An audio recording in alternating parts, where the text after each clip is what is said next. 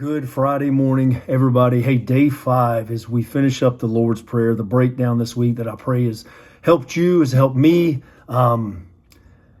Jesus wrote this or said this is how we should pray. And he started off with our Father in heaven. He started off with saying that we are going to be in a relationship with our Father, that he is going to be there with us as we pray, that he's right there beside us. And Jesus ultimately showed us throughout his life as he came in flesh, came in human form, that he was faced with temptations just as we were. But what did he do each time? He prayed to the Father. He prayed in the Garden of Gethsemane, not my will, but your will be done, Father, as he said in the Lord's Prayer. Today we're going to look at this prayer for guidance and to help us when temptations arise.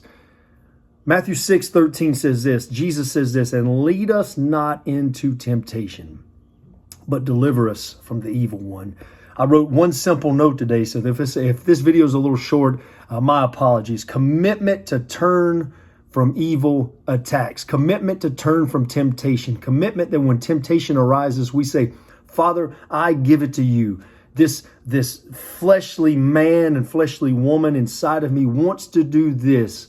But Father, I know that if I do this, it's going to break your heart. Paul really expressed what it meant to finish the race strong. And I know I've spoke about that before, but I want to look at 1 Corinthians 9, verses 24. It says, it's the headline is the need for self-discipline. Paul says this, do you not know that in a race all runners run, but only one gets the prize?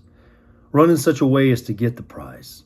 Everyone who competes in the games goes into strict training. They do it to get a crown that will not last, but we do it to get a crown that will last forever.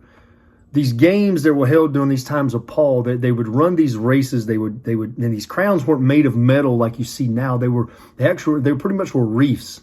So over time they would fade, they would crumble, and they would die. So these crowns he was talking about did not last forever. But the crown that we seek, the crown of righteousness that is promised to us as children of God, is the crown that will last forever. Ultimately, this life is about obtaining that crown and standing before Jesus Christ and standing before the Father and knowing that you did a job well done. Even the times that you failed and you slipped and you've busted your rear end.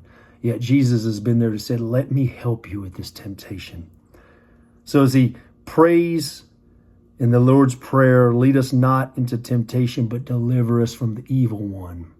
He's saying, man, when Satan comes to attack you with these fiery arrows, go to the Father, go to the Word, go to prayer, go to a fellowship group, and know that your brothers and sisters are fighting for you. But know without a doubt that God never leaves your side, and he is there to fight battles with you.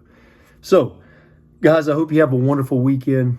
The Lord's Prayer is a fantastic blueprint that I think Jesus has given us in order for us to remember, hey, this is how we should pray. Not verbatim, as I've mentioned before, but a blueprint of going to the Father, giving him thanks.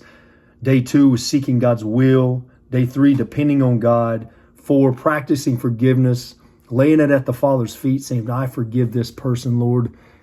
And then saying, Father, help me with temptations. Guys, I love you, and I will see you on Monday.